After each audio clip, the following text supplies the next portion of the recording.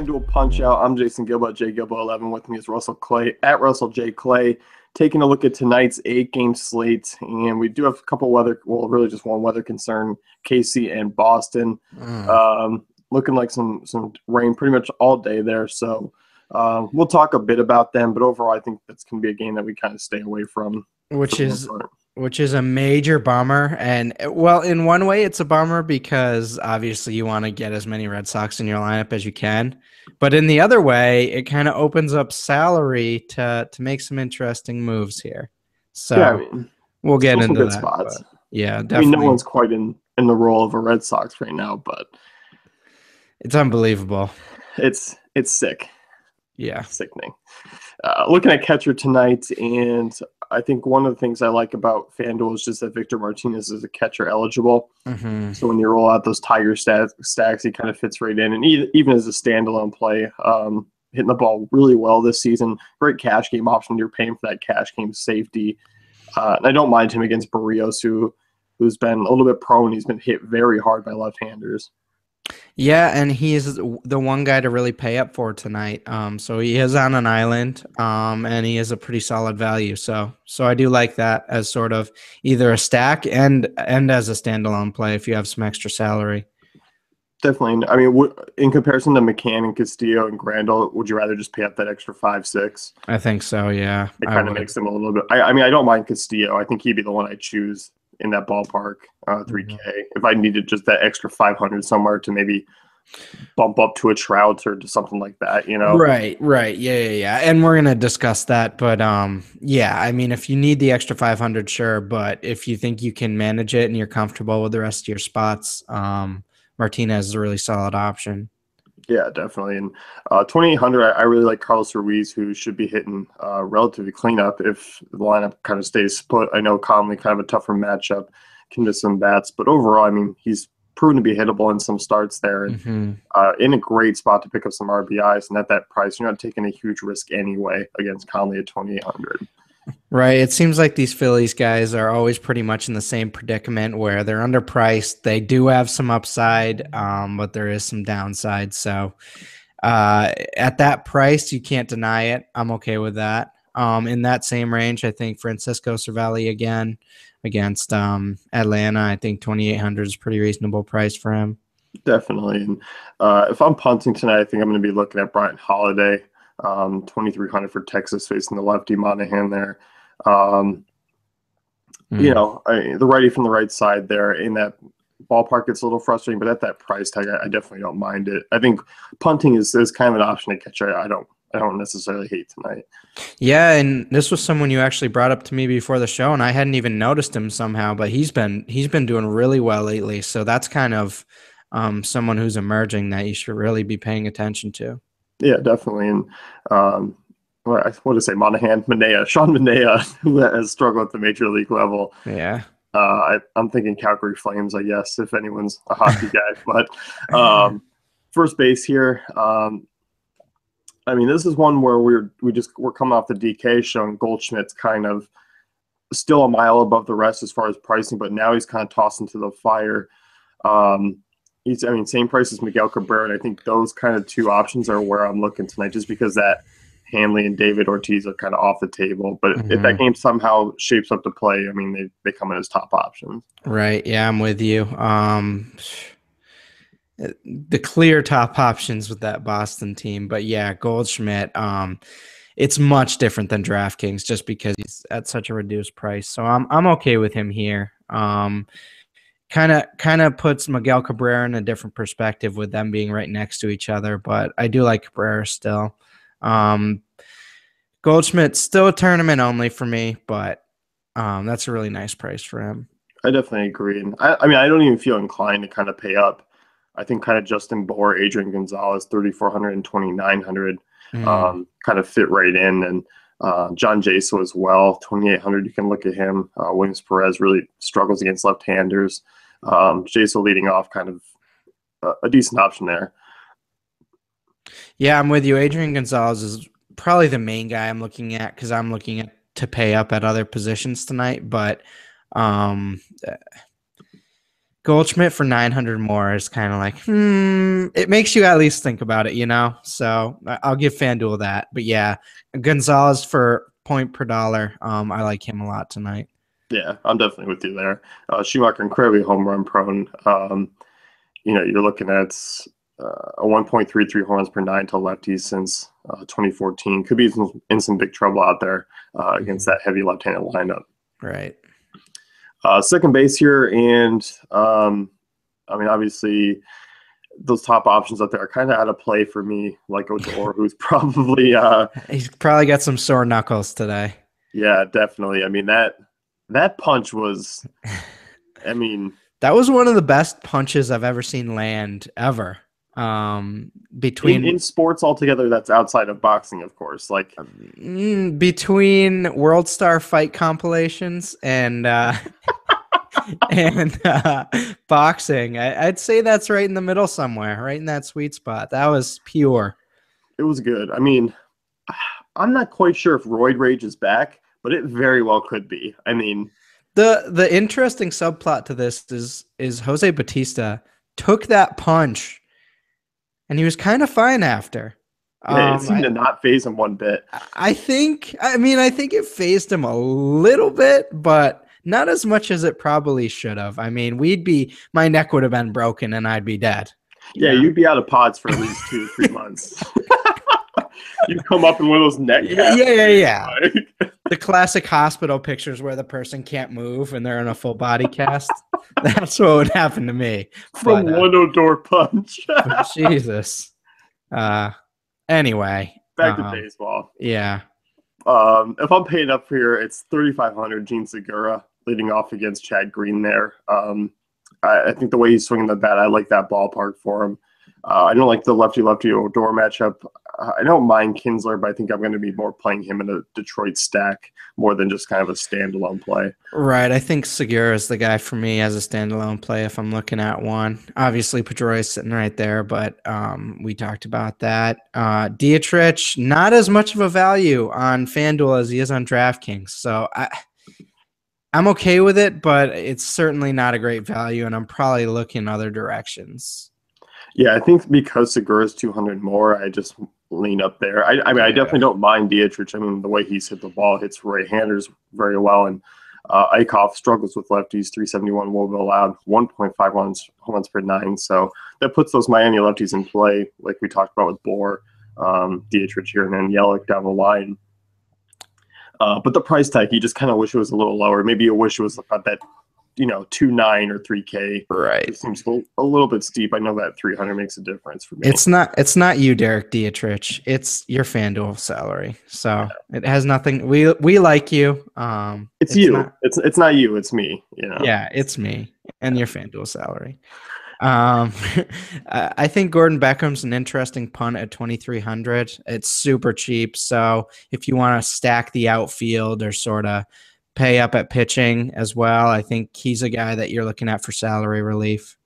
Yeah, I mean, Nice 337 will allow to right-handers. Beckham hit from that right side. I mean, PNC Park, Beckham should hit about 6 in the lineup there. I definitely don't mind that call. I think it's a great punt option. Yeah. Because, obviously the Braves are, one, they're going to be low-owned because they're the Braves, but also Beckham, in an all-right spot against Nice there. He's not going to pull any Danny Valencia stuff, but but I think he'll be all right for you. Yeah, if he does, well, you might as well retire and just go off on the high note. Yeah, you're right. I probably should anyway, but yeah. Look at the hot corner, and I have a hard time paying up for Josh Donaldson in this spot. There are some cheaper guys. I definitely don't mind him. I think he's kind of going to be a GPP option for me, much like most of these Blue Jays tonight. I know Smiley's a lefty there. We've seen a heavy right-handed Toronto team hit lefties well in the past. But overall, outside this past series with Texas, even Donaldson didn't really hit that well. I'm kind of going to take a little bit of recency bias and kind of pay down here. Yeah, definitely paying down here. It just doesn't. I don't think it necessarily makes sense to pay up for 3,900 when Justin Turner sitting there at 28. Or Beltre 32. I just don't see a reason to pay up that much for Donaldson. Yeah, I mean, in GPPs, he's definitely worth a look. Cash game wise, I think I'm spinning down. Right, right. I I'm not really gonna. I'm not prone to pick on Smiley. I mean, I know he's given up some home runs. He's home run prone to right-handed bats, but overall, he's missing a ton of bats this year. And same with this Toronto team; they're striking out a ton. The real debate for me right now is between him and Longoria. And honestly, I'm probably, for upside's sake, I might just jump down to Beltray instead. Hmm. I mean, Um, I like Longoria. I think 3,500 is kind of a nice price for him in Rogers mhm. Center against Hap. I definitely don't mind that. I mean, hitting the ball well in the last few games there. And I know Hap's pitched really well, but he doesn't have that big strikeout upside like Smiley does, where he can completely leave you with like an over four, you know. Right. But yeah, I mean, I'm definitely on those names like Beltray. I think Castellanos an interesting GPP play tonight at 3,200, just because. Michael Franco, 2,600, always in play. Danny Valencia, 2,600, 5 home runs in the last 3 games. So, yeah. Certainly all very much in play. It's always a deep position, and you can Hmm. kind of go one through, down the list. There, Jung Ho Kang 3K, I like a lot there, hitting Hmm. sixth. Yes, definitely. I think he's a great GBP play because I think you're going to get him at low ownership too. Hmm. Looking at shortstop and Bogart's kind of taking off the map there. Can we just complain for a second that this Red Sox game might get canceled? Because I want to play all these Red Sox again. Just makes you feel so comfortable at this point. I mean, essentially, Bogarts has been unreal. I mean, absolutely unreal this season. I mean, hitting 338. I mean, yes, the power's not necessarily there, but 4 homers is definitely an improvement for where he kind of started last year. Also, stealing some bags, 6 on the season. Hmm. I have no problem paying up for him if that game comes into play. But Seager, kind of a, I definitely don't mind spinning down to Seager. It's not a bad option to Yeah. take Bogarts off the table. No doubt. Definitely not complaining about that. I just wanted to complain. You know those times where you just need to complain for a second, even though there's nothing really wrong. Corey Yeah, Seager's a Corey Seager's a fine option, obviously, but yeah, I yeah, needed that moment. yeah. I mean, you mentioned on the DK pod, we're having a grumpy morning, and Yeah, it you was know, more of a whine than a complaint. Actually, it was, yeah. it was annoying. I'm sure people have turned this off by now. I'm sorry. They don't even care what you have to say about outfield. Oh man, Russ is whining again. I gotta But turn this But off. is there anyone beyond that? I mean, obviously Tulo's turned it on a little bit lately, 3,200. That's pretty reasonable. Yeah, it is. I definitely don't mind the price tag there. Marcus Simeon's probably about the only one I'm going to go down to just because Hollins. I mean, this game features two really bad lefties. It's just in a good pitcher's ballpark, and I Hmm. do think this game could be somewhat valuable. I don't think it's going to be a complete dud. I'm not quite sure you're going to see an 8-9 run game from both sides, but I mean, with the pitchers on, it certainly has potential. Definitely. So I like Semien 2,400. I know Heckavaria is kind of a guy you always don't mind punting with as well. Right, especially in a Marlins related lineup. So something to Yeah, think about. yeah. And looking at the outfield, and obviously we're talking about the Pittsburgh bats being very much in play. And I love Mike Trout against Maeda, and I'm hoping kind of the way Maeda's pitched this season kind of lowers his ownership a little bit, but I think this is a really perfect spot for him. Yeah, it'll be really interesting to see what his ownership tonight is across both sites and formats. Because it's not necessarily a perfect matchup from the outside looking in. But like you said, as you start to look under the hood a little bit, it gets a little brighter. So I think an intriguing outfield would be Trout, McCutcheon, Marte. And even McCarte at third or Marte at 3,900. You could combine a McCarte. Wow. I heard that. I heard that. I'm a McCarte? McCarte. McMarte? You combine McCutcheon and Marte into one and then get a McCarte at 7,200 for price tag. I was trying to be like Walmart and just make things a little more efficient, but at a worse product, but more efficient. You know what I'm saying? So I think you could throw those three in the outfield and make it work, especially with some of the values we talked about earlier. Yeah, I definitely agree. And I like two mid-range plays, and staying with that Pittsburgh team. Gregory Polanco can really take advantage of Williams Perez's big struggles against lefties. I also like Yelich at 3,700. We talked about Eichhoff struggling with lefties as well. So kind of those two, it's a kind of a spin down option. So if you were going balanced tonight, I definitely don't mind that there. Right. And then going lower, I'm not a big fan of Chris Davis's price at 3,400 for Oakland. I know he's got some pop, from that right side against the lefty. I mean, in play as far as GPPs go, but it's a boomer bust play. I like taking shots at boomer bust guys at a little bit lower price than that. Yeah, that makes sense. Not totally out of play, but probably a tournament only type of guy. Yeah, definitely. And you mentioned you like Puig on DraftKings, so you definitely like him here, correct? Yeah, I do. I still think 2,600. He's definitely worth a look in GPPs. Just because he's so cheap, he can bring that high upside for tournaments. And I'm hoping he gets somewhat lost, but obviously with Schumacher, 1.35 home runs per nine, righties have hit him at a decent level, 317 WOBA since 2014. So I definitely don't mind him, just because there aren't a ton of cheap options that I like. I mean, Brandon Drury might be a guy who steps into the lineup just because Peralta's out. I don't mind him as a cheap guy. Yeah, and I look at Jock Peterson as another guy in that Dodgers lineup. I think you could throw in there as a cheap sort of GPP Dodgers stack. Yeah, definitely. If you want to get kind of different, Brandon Guyer is going to face the lefty. He's got lefty splits there. We'll hit in the top of the order. I don't mind him as kind of I don't mind him really in any format there.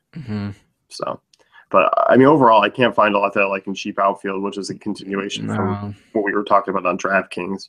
Right. Again, I think you try to get Trout in if you can, or some of those Pirates, or both of them. I mean, maybe you can try to slide them both into one spot and McCarthy, and then you get both the points in one spot. So we'll email FanDuel, see what you can do about that, and get it done. Tell them you're missing a McCarthy from the player pool.